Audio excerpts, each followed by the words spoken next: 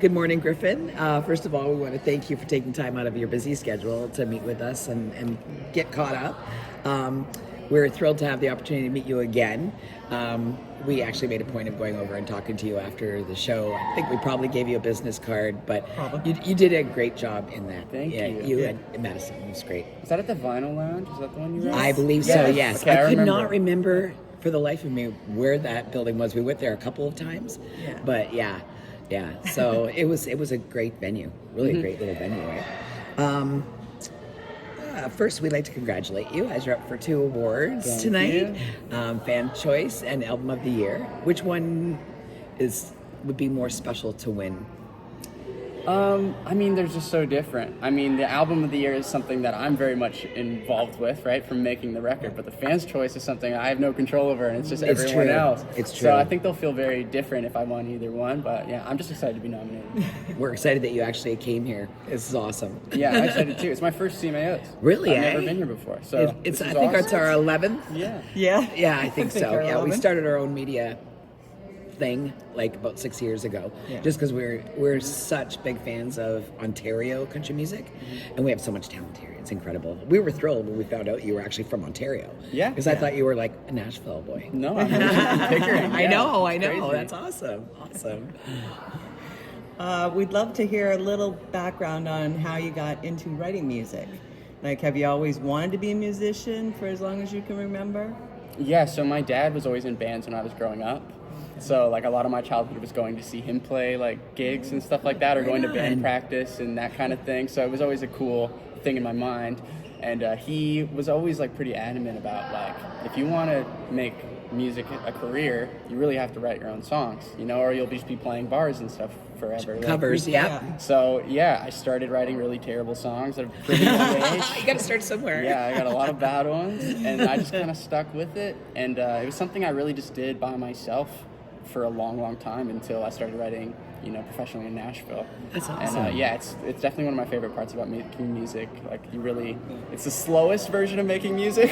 But it's where, like, it all starts, and then once you get to the payoff of playing it for people, it's just really special. So did you like want to start out as a songwriter, or were you more like headed towards like the vocalist part of it, like being an artist yourself? I honestly, when I started writing songs, I didn't know that you could write songs for other people. I thought everyone just kept their own stuff. I thought everyone wrote their own songs. Yeah. And so it kind of blew my mind when I realized, like, oh, you can do this as a job. So it's more than just me. I was like naive in the best way, where I was just like, I wasn't overwhelmed with the idea of trying to make it a career. I was just trying to write the best song I could. That's awesome. And what might be like not for you, like you might like write a single that you're like, well, I like it, but I think it's better suited for somebody else. You know what I mean? Yeah. So as a huge fan of The Bachelor, yes, her not so much, but anyway, I recently put together the connection of you and Jesse being cousins. I was like absolutely blown away. How did that experience come to be on The Bachelor? It really had nothing to do with Jesse. He had no idea. Oh my God! We were actually. So once I knew I got the gig on The Bachelor, I told the producers, I was like, I'm related to Jesse. Because we have the same last name, but it's not always. No. And they were like, "You're kidding! Like, we should keep it a secret from him." You know what I mean? Just surprise him when we get there. But then they found out that it was his birthday weekend, and he wasn't going to be at the show. He was going to be on a trip with his wife. No. So then I messaged him. I'm like, hey, I'm going to be on the show. And so I met up with him for coffee before he left. Oh, that's good. So that was nice at least. But I think a lot of people think it was through Jesse, but he really had no idea. And I had never put the connection together because it's like, I watched him when he was The Bachelor way back when. You know what I mean? I was thrilled when he was brought on. Yeah. So, the experience of it all, though, was it like, had you ever done like TV before? Like, well, I was on a show called Songland on ABC that's before that. So, I mean, that was that's TV, right, it was but it was a before little different. Yes. But yeah, the being in the whole Bachelor atmosphere is Yes. very cool and very bizarre. You know, Yes. you're kind of in like a twilight zone of romance. Oh yeah. Oh no, it's true. Yeah, so it was cool. It was special doing that and playing that song. I mean, it's Nice. such an iconic moment in the show. They do it every season, and so Exactly. many big artists have played it. And so when you're up there Yeah. playing and you're just watching them dance, and you know, I know. you're like, this is crazy. You're setting the whole tone for the romance, and this Yeah. couple might actually make it. Yeah.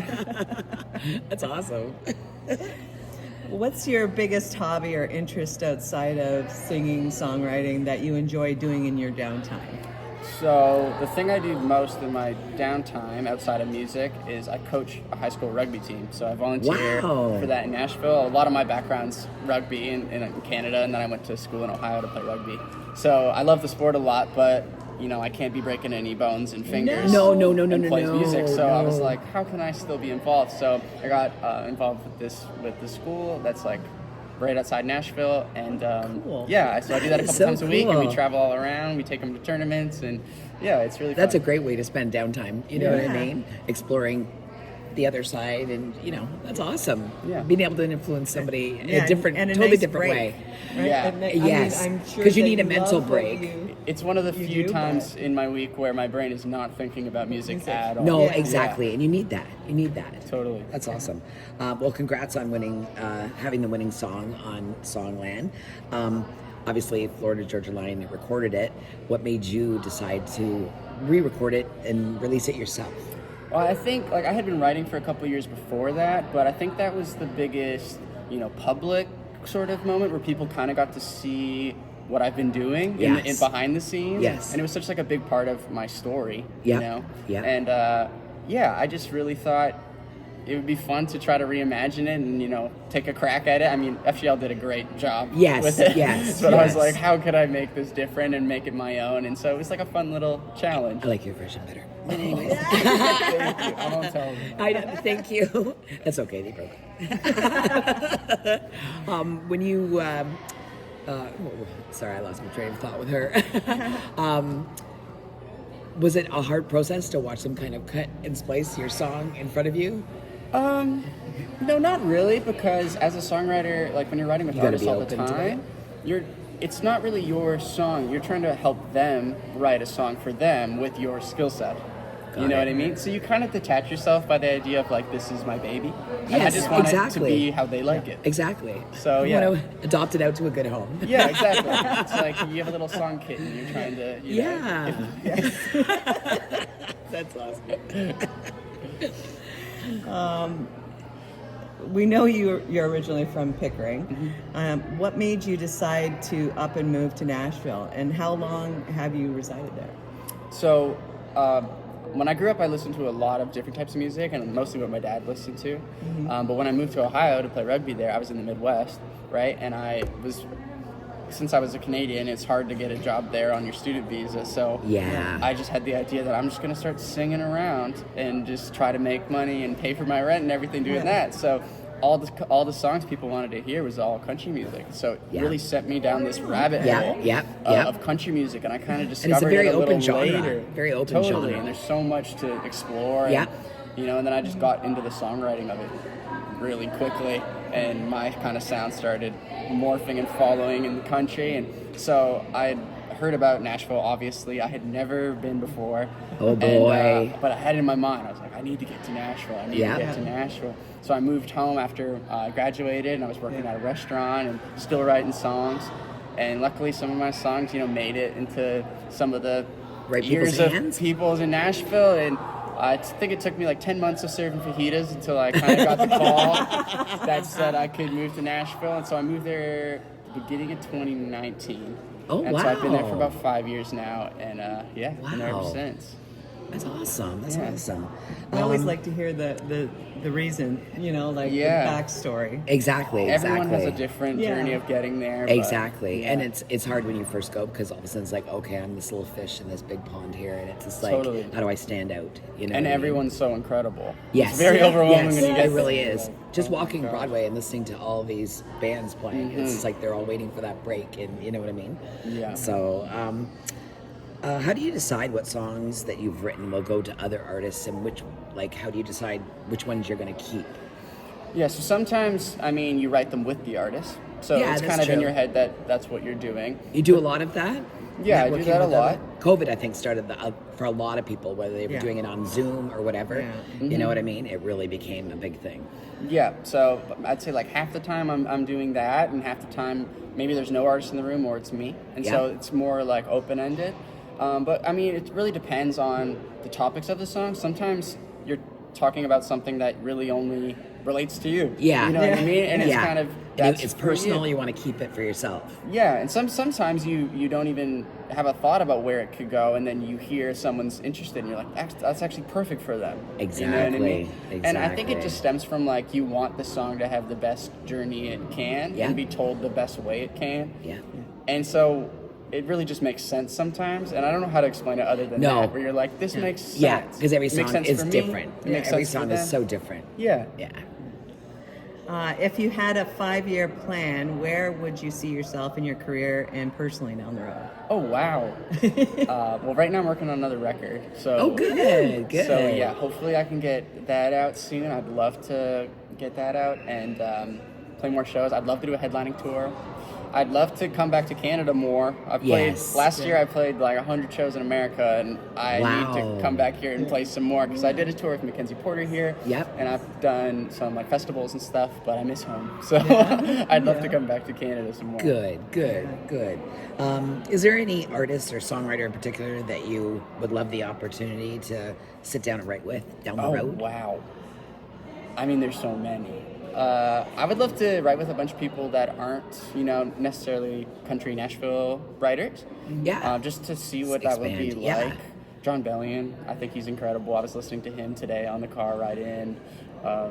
Yeah, I don't know. I listen to playlists all the time like everyone else does, and I Yes. just marvel at what everyone's creating. It's You know what true. I mean? Like, how do It's they true. do that? It's So yeah, true. I'd love to just go into some unfamiliar territory Yeah, and yeah. see if I can pick some stuff up from some pop writers or something like Yeah, that. no, it's true. That's because this way you're like available for songwriting for like more genres. Yeah, You know what I mean? totally. So it broadens your networking and connections. So Mm-hmm. yeah, it's a great idea. We see you have a show at CMA Fest in Nashville next week, and this summer at Cavendish, and Country on the Bay. Way up in the Thunder North Bay. Bay. Thunder Bay, Thunder yeah. Bay. Thunder Bay. Is there one particular stage or festival that you dream to play? Yeah, there's a lot.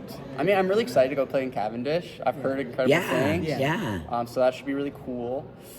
I really want to play like Red Rocks or something in Oh the yes, States. yes. That's a very cool venue. Yeah. Very cool. Yeah, there's a couple bucket list ones. That's good. But I mean, all the time I show up at venues that maybe I've never heard of or a place I've never heard of, and they're amazing. You know what I mean? Yes. And you're like, I didn't even know I wanted to play here. And now I'm so happy I get to play here. Exactly. So, yeah, sometimes you get these happy accidents and Happy accidents. I yeah, like that. happy accidents, and you're blessed with some cool opportunities. Very cool, very cool. Well, thank you very much for taking the time to talk to us today. Of course. We know that you're busy and you've got your sound check coming up. So well, good luck tonight. Thank Yes. you. Yeah, we'll be in the third row cheering Yes, you. everyone cross your fingers. Oh Yeah. my God, yes, yes. It was great to see your name all over the ballots. It was really, Thanks. really awesome, really Thanks. awesome. And it was nice to have you come home for the CMAs. Any excuse I have to come. That's good. That's Yeah, good. I breathe a little deeper here, I It- don't know what it's it is. true. Yeah. It's true. Because you're home. Yeah. Yeah. Did you actually get back to Pickering, or did your I family did. come here? Oh, I good. did, yeah. So I got to actually stay with like my family and stuff and hang out with them. Good. Yeah. I have a bunch of little siblings, so it's nice to hang out with them. Really, eh? Yeah. I'm one of 6 Nice. kids, so Wow. there's lots of Wow. us. I think I remember hearing that when you're with Madison and stuff. Yeah, wasn't she from a big family too? She's one of 8. Yes, I Yes. remember So, you guys talking about that at the songwriters show in Nashville. Yeah. So, So- between our 2 families, we need like a whole school bus. That's awesome. That's awesome. Well, thanks, honey. Yeah, thank you. You have a good time. It was so Thank nice you. to meet I you will. again. I'll see you around today. You guys are hanging out all day? Yeah, we don't know because now it's like the weather's kind of. So, but yeah, we'll be around.